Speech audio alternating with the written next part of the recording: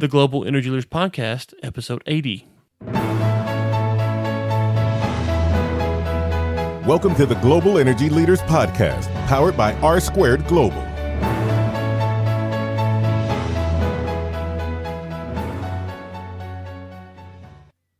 Welcome to another edition of the Global Energy Leaders Podcast. As always, I'm your host, Ryan Ray, and today, one of my favorite guests, Markham Hislop from the AmericanEnergyNews.com comes on, and we talk about Venezuela and Canada. And it kind of seems like an odd combination there, but actually, what's going on in Venezuela could have a significant impact on Canada and their oil production and selling oil to the U.S. Markham comes on to break that down for us. He also wrote an article, which we will link to in the show notes, discussing this very topic. And so it's our monthly Markham on Energy segment. And so without further ado, Markham Hislop.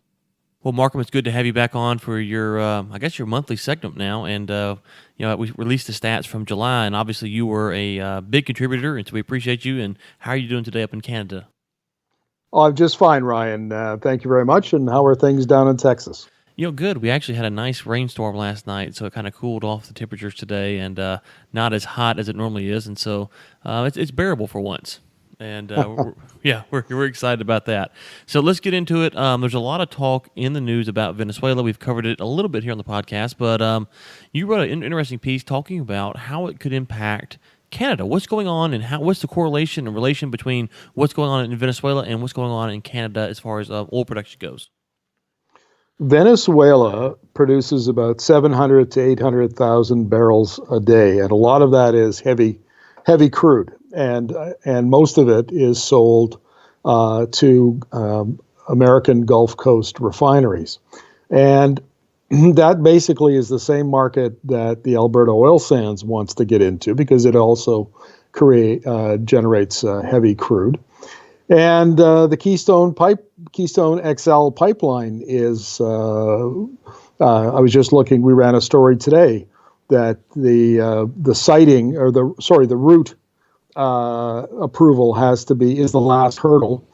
And it appears that TransCanada is going to be able to get enough suppliers.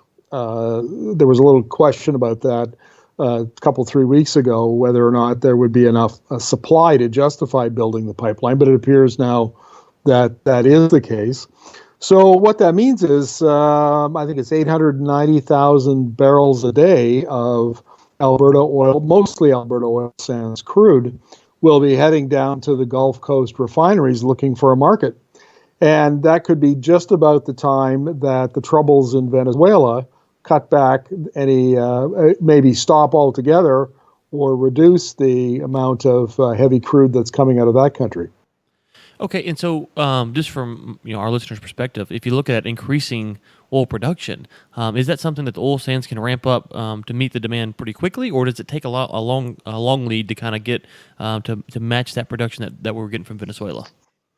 The oil sands is different than shale for sure. And mines, there are two types of production. One is you mine the bitumen, which is oil mixed up with clay and sand. It's very gooey. It's about the consistency of peanut butter.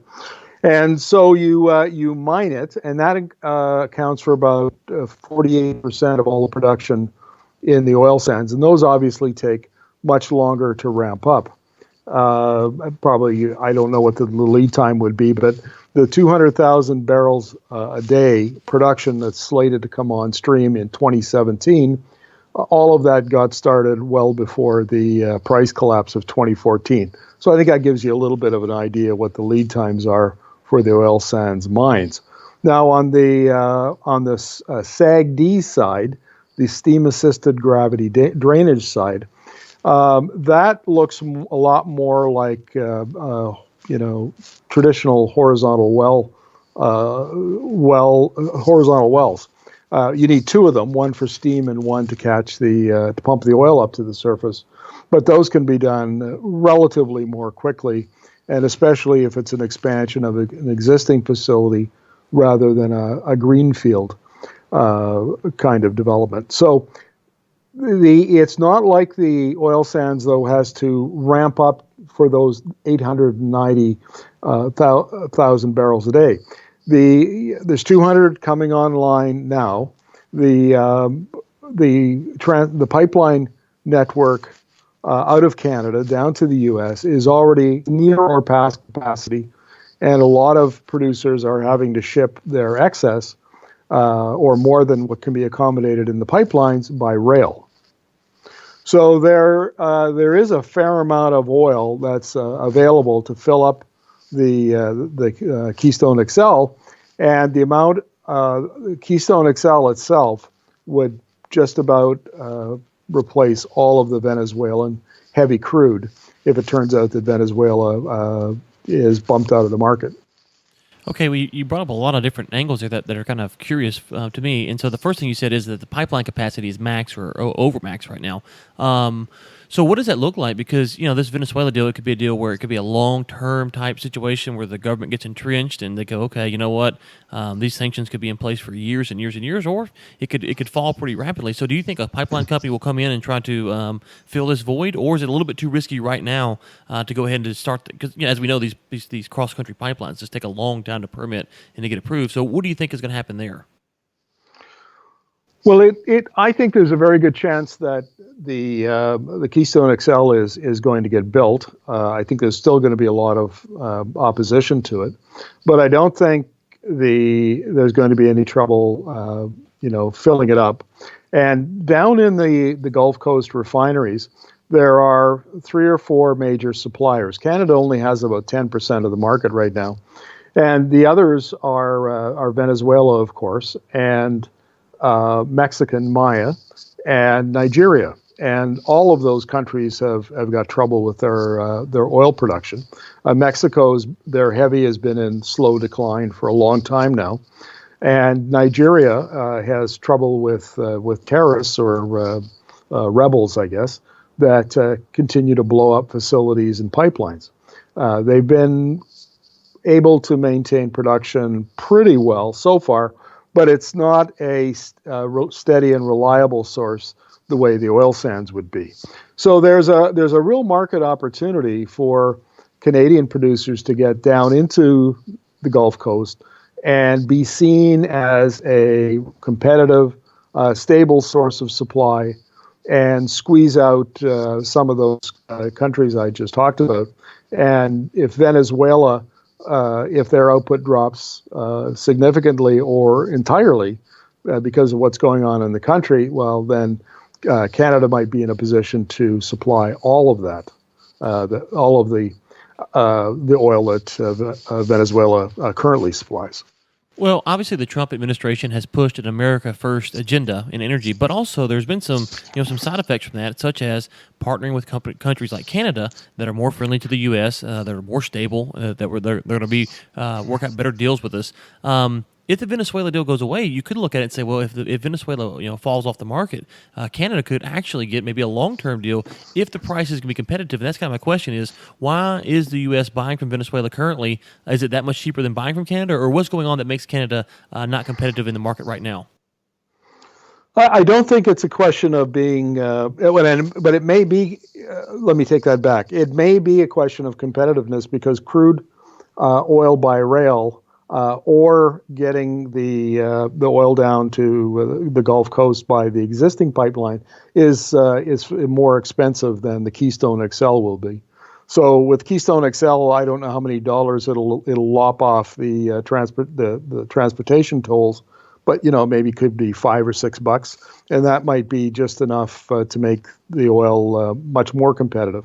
The other thing that the Canadian oil sands producers are doing is they're doing a version of what the Texas shale producers have been doing now for the last couple of years, and that's introducing new technology to drive down costs. We've heard a lot of talk about that over the last 6 months or so.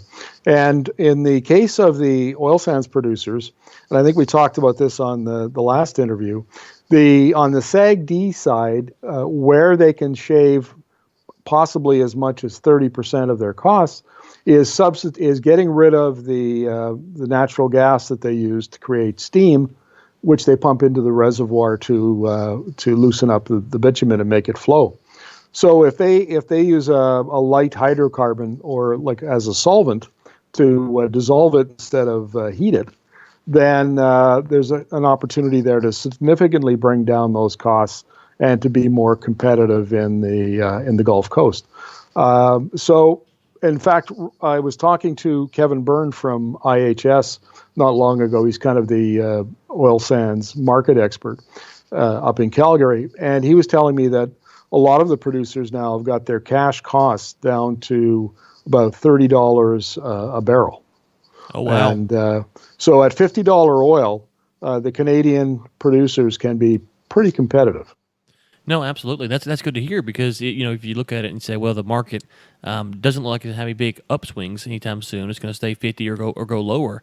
That's good to know that Canada can supply a good, steady product at that price. And if the pipeline does get built, as you mentioned, that's good because I think a lot of things that we've kind of talked about on the show, and even when you've been on here, is you look at geopolitics. I think what we're going to see over the next 5-10 years is with the shale revolution is the U.S. and other countries trying to make deals with countries that align with their interests and not having to make deals with countries that don't align with their interests. And so this could be a long-term partnership. Obviously, the U.S. and Canada get along just about as well as you can, I would think.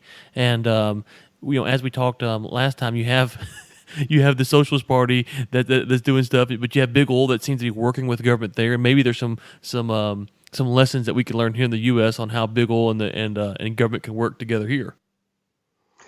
I'm sure there are. One of the things I'd like to point out is that President Trump has put a bit of the fear of God into the Canadian oil and gas sector, because Trump has now triggered the renegotiation of the NAFTA agreement. Right. That makes people really nervous. They're really worried that there's going to be some kind of restrictions on energy flows between the two countries.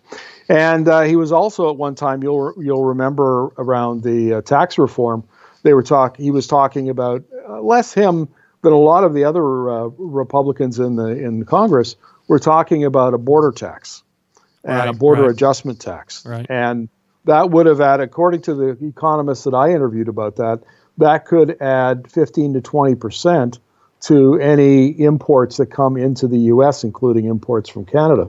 So, and that hasn't gone away. And so when I interview people from the Canadian industry and economists and so on that interface with the industry all the time, one of the things that they say is, look, all of our oil goes to the U.S. We need to diversify our markets. We need to get the Kinder Morgan pipeline built to the West Coast so we can, send 500,000 barrels a day over to China or India. So President Trump has spooked Canadians a little bit with being as aggressive as he is, and I don't know how that's going to play out, but that's sort of an underlying theme. I'm sure that'll come up during the NAFTA negotiations. Well, it's interesting you brought that up because my understanding, I had to go back and look at that piece of legislation because it's been a little while since I've thought much about it. But my understanding was that would not apply to Canada and Mexico. But I could be wrong about that. I haven't looked at it in I don't know, 2-3 months now, and so that kind of slips to mind. But for some reason, I thought that was for non-North American countries for the most part. The import on oil, the tariff, and that was to keep out Middle East oil and stuff like that. But again, don't quote me on that. But that would be interesting if he did that. Now, one thing I think we've learned about President Trump is he's positioning himself to make a deal, whether you agree with his way he does it or not. And so, I was actually surprised he pulled out of the Paris Climate Agreement because it seemed like that was going to be one of the deals where he talked about it, and didn't do it, and then he actually did do it. So I'm not really sure what he's going to do on some of these things. It's kind of hard to gauge how much is hyperbole and how much he's actually going to follow through with. Well, see, that's from working in the oil industry, one of the things that the industry likes is stability. And so his rhetoric around that kind of stuff makes people nervous. Now, right. It may be that once the NAFTA negotiations begin, and depending on what he says over the next 3 to 6 months, maybe 12 months, he might reassure people, and they might be less nervous than they are now. But that is an issue up in the Calgary head offices for the oil and gas companies. Well, it'll be interesting to follow, but this Venezuela stuff and what's going on there, it's just feels so bad for the people of Venezuela that they're having to go through this. It's just a terrible situation. But there is an economic side in oil and gas, and I wanted to get your opinion on it because you've covered it and you know this Canada market as good as anyone. And so the AmericanEnergyNews.com is where they can find you, and Markham on Energy, and anything else that you want to plug or promote before we get you out of here today. No, that's fine. Thank you very much. Always a pleasure to chat with you, Ryan, and we'll look forward to next month. All right. Well, we'll link to that in the show notes for the listeners, and thanks again, Markham. Yeah, take care, Ryan. The Global Energy Leaders Podcast is produced by Michael Sims and Chris Prine. Chris Prine also serves as editor for the Global Energy Leaders Podcast. Until next time, keep climbing. Thanks for listening to the Global Energy Leaders Podcast, powered by R Squared Global.